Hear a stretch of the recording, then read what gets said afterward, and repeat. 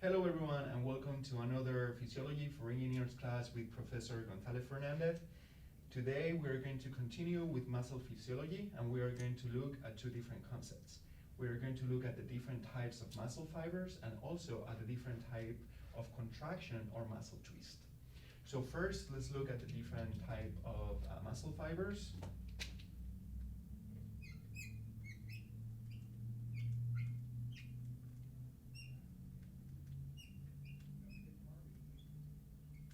So we have three different types of muscle fibers.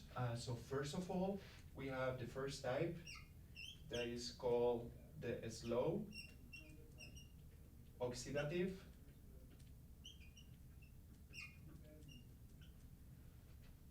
fibers. Or they are also called type 1 fibers. And they are also called red fibers.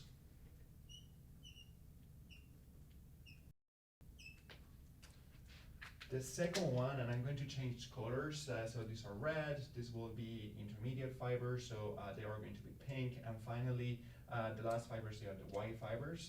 So let's keep with the color coding. So the second type that we're going to look at today are the fast oxidative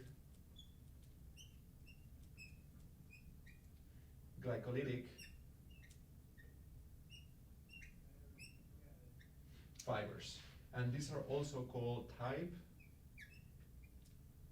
2A, and these are going to be an intermediate fiber between this fiber and the fast glycolytic fiber that we're going to see next. And finally, we have another type of muscle fiber, and these are the fast glycolytic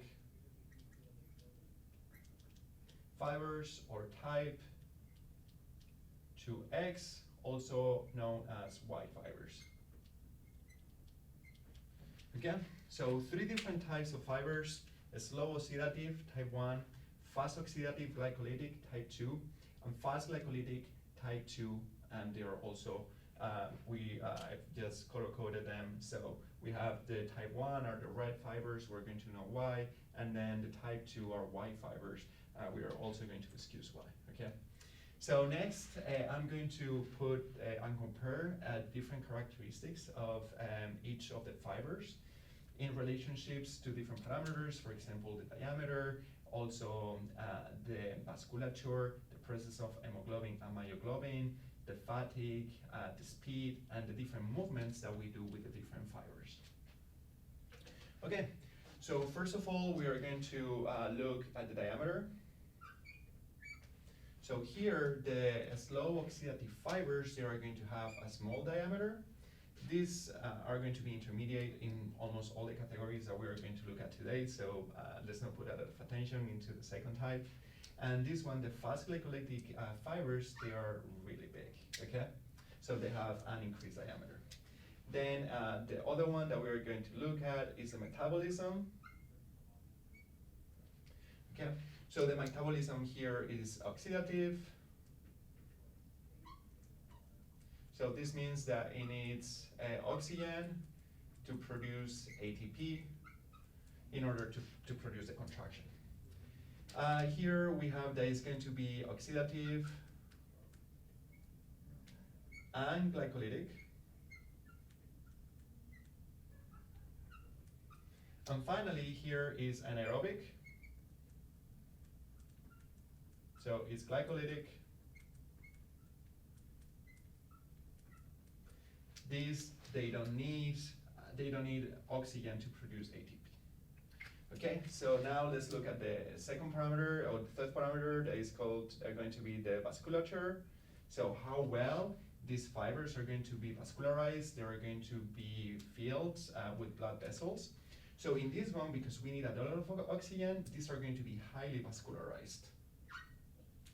These are going to be intermediate again, and these, they are going to be low vascularized because they don't need oxygen to perform the contraction to make ATP.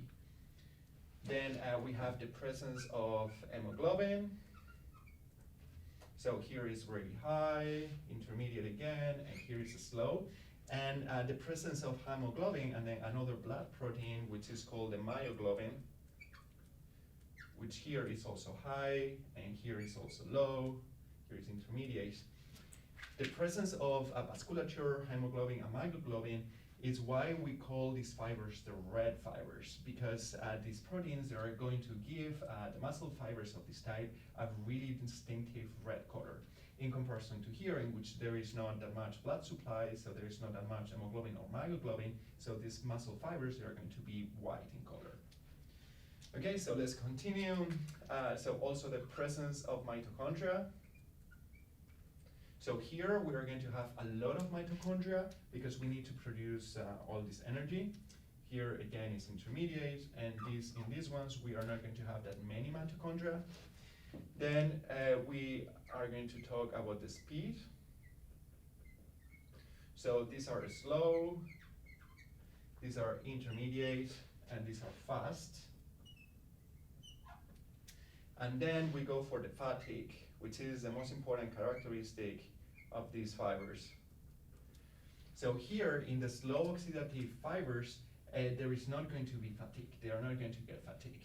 So if we represent the tension here in milligrams versus the time in seconds, we are going to see that these fibers, they don't get fatigue over time. But in comparison with the fast oxidative glycolytic fibers, there is going to be a point at time in which we are going to get fatigue, so the tension is going to go down, okay? And then finally here, with the fast glycolytic fibers, they are going to fatigue very quickly. So if, again, we represent the tension versus time, we're going to have this tension here, and then they are going to fatigue. They are going to decrease the tension very quickly after. And finally, we are going to look at the different movements that we can do with the different fibers.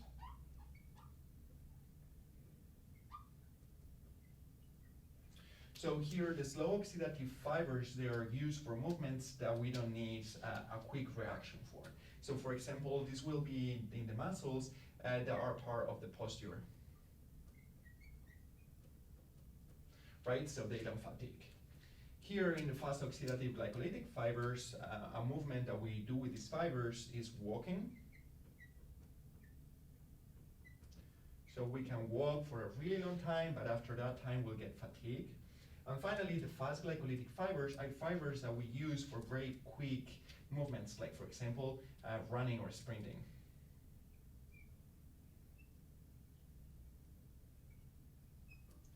Okay, so these are all the characteristics of the different types of fibers compared to each other. But before I go to the next step of the lecture, which are the different types of muscle contraction or twitch, I wanted to clear something up. So in a muscle, we are not going to only have one type of fiber.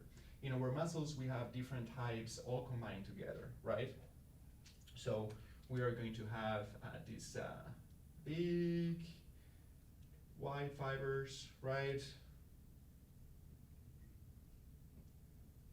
We are going to have the smaller red fibers.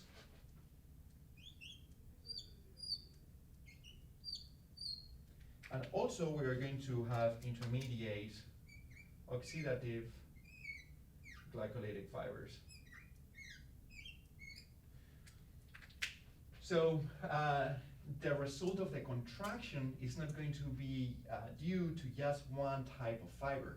So when we have a contraction of a muscle, we have the different fibers that are going to be activated temporally. So here, if we represent in a schematic here the development of tension over time, first we are going to get the red fibers, then we'll get the oxidative glycolytic fibers, and finally we are going to get the activation of these fast glycolytic fibers, of the white fibers. Okay, so I hope this is clear, so let's move on, and next we are going to look at the different types of muscle contraction or twitch. Give me a sec that I delete everything, and I'll see you in a sec.